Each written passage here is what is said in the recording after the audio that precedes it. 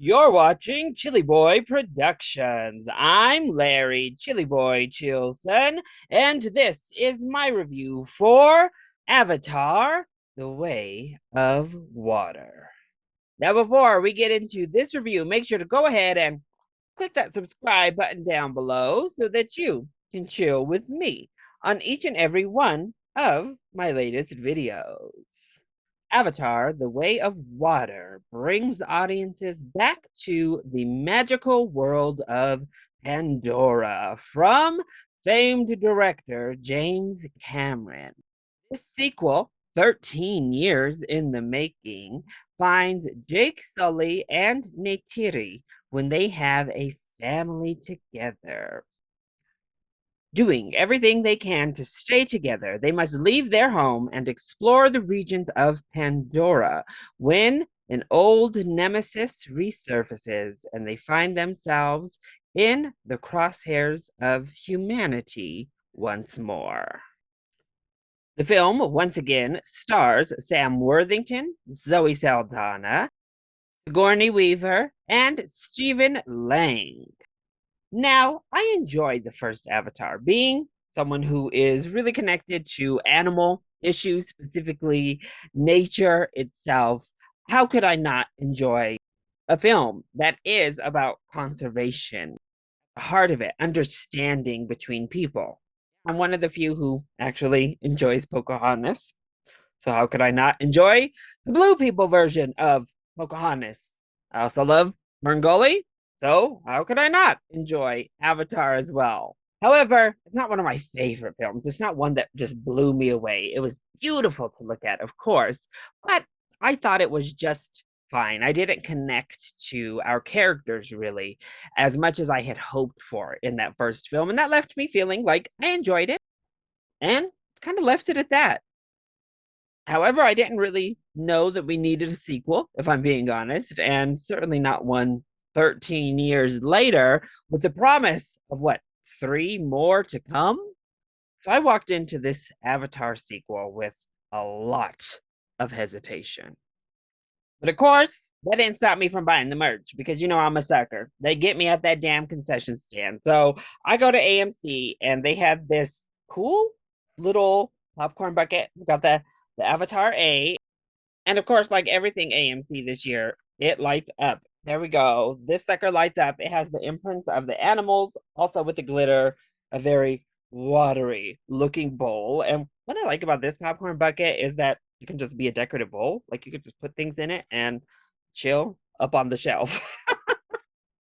And then I also had to get the cup they had, which again showcases the animals here. Looks freaking awesome.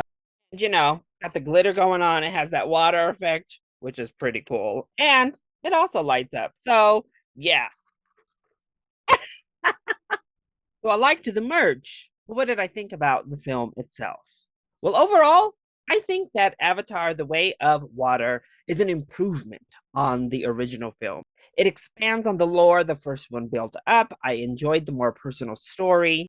However, I still think it has some pretty disappointing issues. It's a technical feat, it's a beautiful film, but it still just falls short of being amazing to me. So let's go ahead and kick things off with the positives first. I have to say, a huge positive, of course, are the visual effects. It is absolutely stunning. The textures that are on display here are amazing. Sceneries are absolutely stunning. The water looks amazing. The creatures and the creature designs are so inventive and beautiful. The film is gorgeous, and you'd expect nothing less from James Cameron himself, particularly coming off the heels of an innovative film such as Avatar and using them in storytelling. And this film improves on already stellar visual effects that, I do say so myself, hold up really well to this day. Now, a lot has been made about the 3 hour runtime. It's over 3 hours long. And while I do think we have parts that could definitely have been cut out, this didn't need to be 3 hours. I'm going to say that. I did enjoy the fact that we took our time to just live with these characters as they explored a new place. The familial bond that is created here is well earned and I feel authentic. It makes the third act of this film all pay off that much more because the first two acts really let you just spend time with this culture, with these people. I once again love the environmental message that is on display. It is in the forefront once more.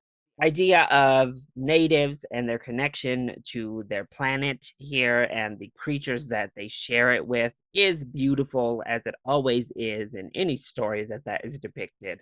I think it's well handled and feels earned yet again. Just appreciate that the film took the time to establish all of these themes and these connections so that they did feel earned in the end. The third act really elevates the entirety of the rest of the film. It is an emotionally charged third act that brings some weight to the big action spectacle of it all.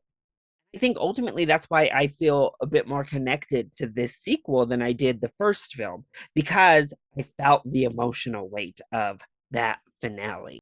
I cared about these characters in this family unit a lot more than I did about most of our individual characters in Avatar. The original score is beautiful, the cinematography is really well done. And while I think there are several things that could have been cut from the film to help make it a bit more palatable of a runtime, in honesty, while I was watching said film, the runtime wasn't as big of an issue as I had personally originally anticipated. So then, what doesn't work so well when it comes to Avatar: The Way of Water?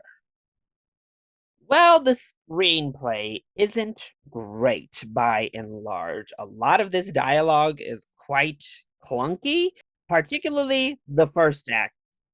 The film takes a while to really find its footing. I would say up until we actually arrive at the water, it is quite a clunky story. It took me pretty much the entire first act to finally get invested in the film I was watching.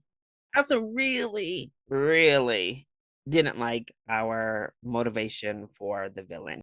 Even the origin, the backstory to how we get our villain this time is like, okay, but it leads to the most bland option we could have possibly imagined when it comes to character motivations with our villain fact, Edie Falco's character has much stronger motivation. She mentions a much stronger motivation. In many ways, this feels kind of like the story just retreads the first.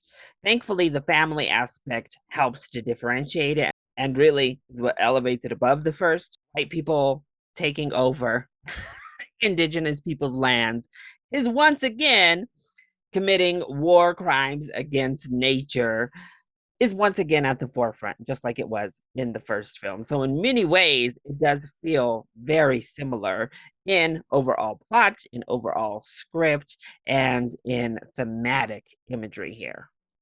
Also, there's this human character. There's this Mowgli, this very much Mowgli Tarzan character here that didn't really work for me.